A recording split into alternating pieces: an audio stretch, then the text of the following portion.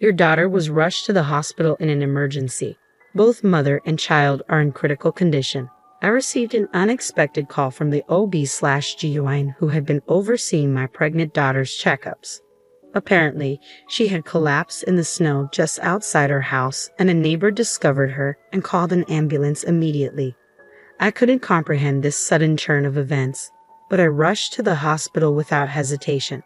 Please let them be safe. God, please protect my daughter and her unborn child. 2 hours later, I arrived at the hospital, only to be met with a harsh reality. My name is Grace, and I am 55 years old. My husband passed away in an accident 3 years ago. My daughter, Kaylee, who was already married at the time, worried about me. However, not wanting to intrude on her new family, I declined their offer to live together and chose to live a couple of hours away by car. Kaylee, 27, is incredibly patient and never complains about trivial matters. Whenever I called to check in, she always responded with a bright voice, "Everything's fine, I'm enjoying life." Her husband, Blake, is a brash person who has never shown me any respect since the day we first met. His self-centered tendencies often put his opinions before Kaylee's, even during their wedding preparations, leaving me to wonder if Kaylee was truly happy. However, I never anticipated this dire situation. Why was my pregnant daughter out in the snow? Please let her be safe. Upon arriving at the hospital, the neighbor who had called the ambulance was with me, providing details of what had happened. Just then, the doctor in charge approached. Your daughter is currently unconscious and in very critical condition. She was conscious when she arrived at the hospital and insisted that her husband not be contacted, giving us your phone number instead. In the hospital room, I held Kaylee's hand and repeatedly called her name, but she never opened her eyes again. After a while, she quietly passed away. I couldn't believe that my dear Kaylee was no longer in this world. Overwhelmed with despair, my body felt as heavy as lead, and I couldn't stand up. After some time in shock, I had to call Blake, Kaylee's husband, from my cell phone. When he answered, his slurred speech made it clear he was heavily drunk. As soon as I said hello, he mistook me for Kaylee and began speaking unilaterally. "Hey Kaylee, is all the snow at the entrance cleared? Once you're done, come pick me up in the car." Blake, Kaylee has passed away. Ha! What are you talking about? Who the hell are you? I struggled to hold back my tears and told him I was Kaylee's mother. For a moment, he seemed to hesitate, but he refused to believe that Kaylee had passed away, convinced that I was lying. You had Kaylee shoveling snow and took the house key to go out drinking, which led to this cruel outcome. Shoveling snow? How do you know about that? All right, Kaylee must have told you. No, I heard it from the neighbor. They found Kaylee fainted in the snow when they returned from shopping. When they asked what happened, Kaylee said something shocking. You had locked her out of the house before going out drinking, so she couldn't retrieve her cell phone and lost consciousness in the freezing cold. The house key? All right, I kept it because if it fell in the snow, it wouldn't be found. Don't lie. You told my heavily pregnant daughter to stay outside until she finished shoveling snow. Stop nagging, old woman. Don't interfere in our marital matters, and stop making tasteless jokes about death. Kaylee could have just simply be gone. No matter how many times I tried to explain to Blake that our daughter was no longer with us, he refused to grasp the reality. Call a taxi and come home immediately. I'm heading to your house too. Let's talk face to face. No way. You and Kaylee are planning to blame everything on me, aren't you? Oh, I feel sick.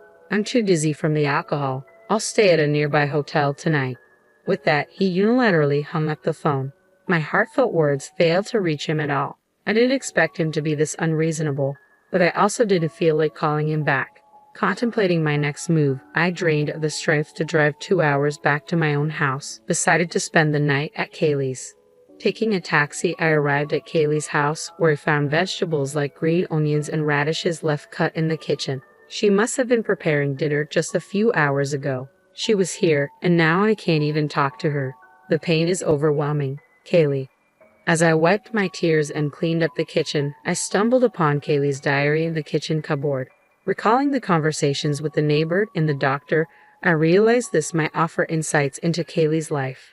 Desperate to understand why my daughter, who should have been eagerly awaiting the birth of her baby any day now, had been taken from us, I turned to her diary.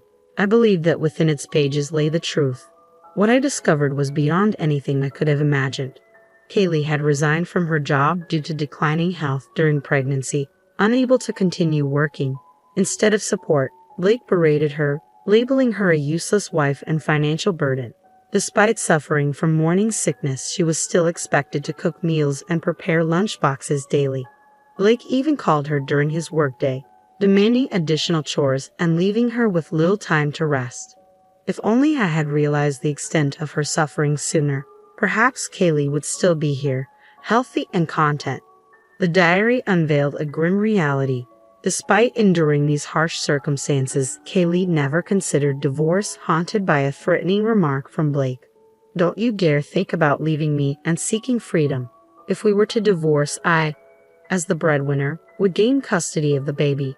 You wouldn't see the child at all, so keep that in mind." Exploiting Kaylee's fear of raising the child alone, Blake effectively bound her with invisible chains. After finishing the diary and vividly envisioning my daughter's anguish, my heart quivered with sorrow, tears flowing uncontrollably. I yearned to seek retribution against Blake. Until I've avenged Kaylee, I will find peace. Yet the diary alone lacked the evidence to prove his responsibility for her demise. Despite my efforts, I unearthed no concrete proof that Blake had expelled my pregnant daughter into the snow. As dusk settled the following day, Kaylee's phone, left at home, received a call from Blake. "Hey Kaylee, stop playing dead. It won't work on me. Prepare my favorite dish tonight and wait for me at the entrance, kneeling. How many times do I have to tell you that my daughter is gone? If that's true, then show me the proof." "Fine," I replied, swiftly ending the call, and promptly sent him a photo of Kaylee's death certificate. I assumed even someone like Blake would be struck with grief upon realizing Kaylee's departure was because of him. As expected, he called back hastily. "Do you understand now? So it's true then. Well, nothing can change the dead. I'll collect the life insurance payout and move on from the troublesome past. What about the funeral?" Ah, such a hassle. Confronted with Blake's callous words, anger surged through me, causing my hand to tremble. I couldn't bear to let such a man take the lead in mourning my daughter's passing. No, I would see her off to the next world myself. Suppressing my rage, I presented a proposition to Blake. "I'll handle the funeral arrangements and take the lead as the chief mourner. You attend as her husband. You'll cover all the funeral expenses, but any condolence money received will go to me." Agreed? Fine. I'll ensure my relatives attend. Make sure to invite as many of yours as possible so the condolence sum is substantial. With an unsettling cheerfulness, Blake declared, "I'll be staying at a hotel for a while," before abruptly ending the call. He must be consumed by greed. Despite the tragic fate that befell Kaylee, he remains unaffected, showing no remorse for his departed wife and unborn child. The devastation in my heart at Kaylee's loss transformed into a burning desire for revenge against Blake.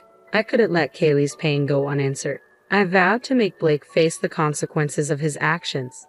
I stayed at Kaylee's house until the funeral, taking care of all the arrangements.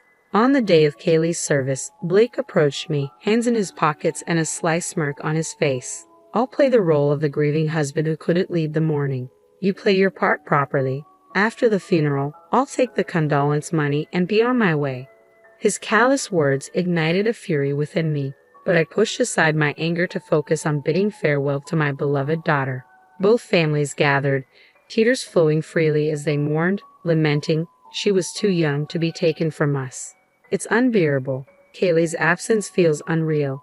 After a few moments of shared grief, I stepped forward to address the gathering as the chief mourner. Thank you all for joining us today to honor the memory of my daughter Kaylee. The truth is, as I began to recount the tragic loss of our late-term pregnant daughter, a somber hush fell over the assembly, replaced by murmurs of disbelief. Suddenly, Blake rose from his seat. "Don't be deceived by this woman's fabrications." Kaylee insisted on clearing the snow herself, disregarding my objections. "That's why this tragedy occurred."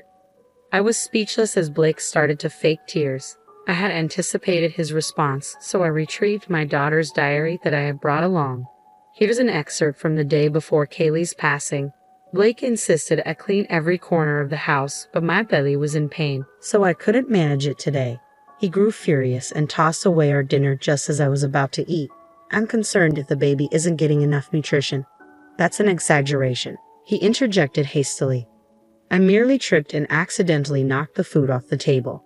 She's painting me as the villain. She's completely deluded, he interjected, but I brushed off his interruption and continued reading. If we divorce, as I'm currently unemployed, I will be able to raise the child on my own. Blake told me, if you want to keep custody, you'll be my slave for life. Don't read things that aren't written there. You're causing everyone to misunderstand me. Despite his loud protests, his complexion was steadily paling, his expression betraying the truth. He began to advance towards me as if unable to contain himself, but some of our relatives intervened. Do you think you can get away with this? I'll call the police and have you arrested for defamation. Shouldn't you be the one facing the police? Don't overstep your bounds. Choose your words carefully. His true character was laid bare, no matter how hard he attempted to conceal it. Blake's piercing glare, directed at me, emanated pure villainy, evident to all who observed. Attendees sighed and murmured, "What a despicable man. The lowest of the low." Well, perhaps I overreacted a tad. Kaylee merely embellished our petty marital squabbles in her diary. Please trust me, he attempted to deflect, still under the illusion that he could talk his way out of the situation, oblivious to the seriousness of his actions. I reminded him that neglecting a pregnant woman and her unborn child, leaving them exposed to the elements, would result in severe consequences. You've got no proof. If you do, let's see it. He sneered down at me, chuckling as if he thought I was bluffing. We do have evidence. Before coming to the funeral home, I checked the dash cam footage from our neighbor's car. It captured everything. Ah, it's impressive how it's always recording, even when the engine's off. Well, I'm calling the police. As I presented him with the SD card from the dash cam, Blake clicked his tongue in frustration. Damn, I had already reached out not only to the neighbors but also to the doctor who had treated Kaylee, asking them to testify. I was mistaken. It's my fault. Let's settle this amicably. I'll give you half of the life insurance and condolence money, so please forgive me, Blake pleaded. Stop jesting. I lost my daughter, who meant more to me than my own life.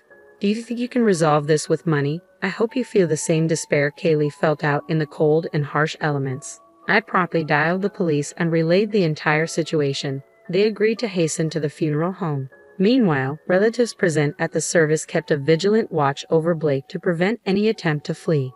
You'll be apprehended soon. You should seek forgiveness from Kaylee before then.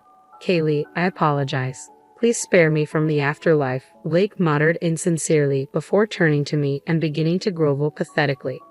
Mother-in-law, I'll apologize as many times as it takes. Please call the police back and explain it was all a mistake. Please, Blake pleaded desperately. I shook my head firmly, my gaze fixed on my daughter lying in the coffin. Kaylee was eagerly awaiting the arrival of her baby. I'll ensure justice is served for your wrongs. With a cold stare, I watched as Blake approached, his face paling and trembling as he sensed impending consequences. No, help me, Blake pleaded, panic overtaking him as tears streamed down his face, attempting to flee but restrained by his father and relatives. They held him tightly, rendering him unable to escape as the police arrived. He was swiftly escorted away in the back of a patrol car. His parents and relatives later bowed deeply to me and my daughter, offering repeated apologies. As I glanced at my daughter's serene face in the coffin, it seemed to wear a faint smile. At last, a burden weighing on her heart has been lifted. Kaylee, may you journey to the other world unburdened. The dash cam footage and testimonies provided undeniable evidence, leading to Blake's incarceration. Confined within the cold, towering walls of prison, surrounded by daunting individuals, he now faces the consequences of his actions. Additionally, he lost his job, and with his parents and relatives severing ties, his future prospects look bleak. On another note, I never disclosed to Blake, as he never inquired, but Kaylee's baby was born safe and sound. I have chosen to raise the child as Kaylee designated me as the beneficiary of her life insurance. As the child grows, I intend to pass down everything. I'm grateful that at least Kaylee's grandchild is secure. Moving forward, I will shower double the love onto this child, my own and that of my departed daughter. 3.5